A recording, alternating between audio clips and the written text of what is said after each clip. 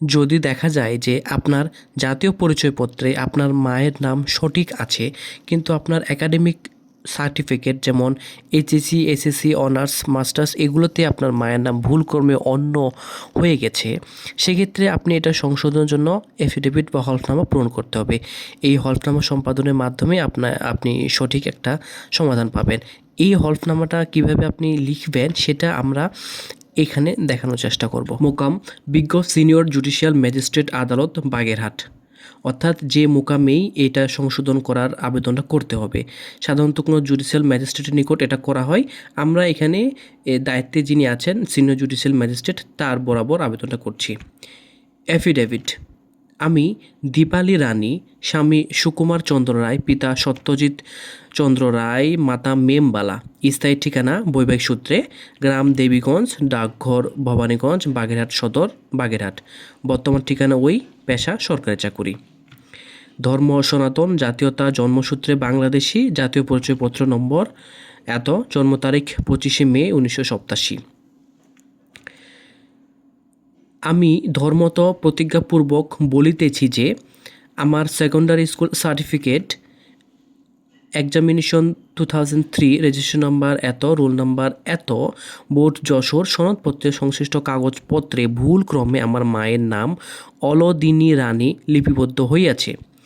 একইভাবে আমার higher secondary certificate examination 2007 যার রেজিস্ট্রেশন নম্বর এত এবং রোল নাম্বার এত, বোর্ড যশোর সনদপত্রে ও সংশ্লিষ্ট কাগজপত্রে এবং সেই সাথে সেই ধারাবাহিকতায় জাতীয় বিশ্ববিদ্যালয় এর অধিভুক্ত 4 বছর মেয়াদি আমার bachelor of arts registration number এত, রোল নাম্বার এত, সেশন এত এবং স্নাতকোত্তর পর্যায়ের মাস্টার্স অফ আর্টস যার রোল নাম্বার এবং সেশন এত, সেই যাবতীয় সনদপত্রে একাডেমিক কাগজপত্রে আমার মায়ের নাম অলদিনী রানী লিপিবদ্ধ হইয়াছে, যাহা সংশোধিত হওয়া একান্তই আবশ্যক। প্রকৃতপক্ষে উক্ত সনদপত্র সহ আমার যাবতীয় একাডেমিক কাগজপত্র ও মায়ের নাম সম্বলিত কাগজপত্র সমূহে আমার মায়ের ভ্রমাত্মকভাবে সন্নিবেশিত নাম অলদিনী রানী কর্তৃত হইয়া প্রকৃত নাম মেমবালা উল্লেখ সংশোধিত হইবে, যাহা আমার জাতীয় পরিচয়পত্রে সঠিক মর্মে লিপিবদ্ধ রহিয়াছে। যেহেতু আমি একজন সরকারি চাকুরিজীবী এবং চাকুরিতে প্রবেশকালে আমার মায়ের ভ্রমাত্মক নাম অলদিনী রানী সম্বলিত শিক্ষাগত যোগ্যতার সনদসমূহ দাখিল রহিয়াছে, চাকুরি সংক্রান্ত আমার সকল রেকর্ডপত্রে আমার মায়ের নাম মেমবালা মর্মে সংশোধিত হওয়া আবশ্যক।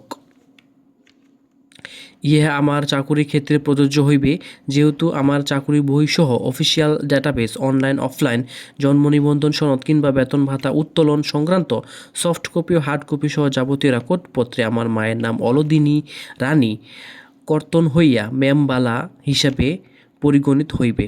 ইহা আমার জ্ঞান ও বিশ্বাস মতে সত্য।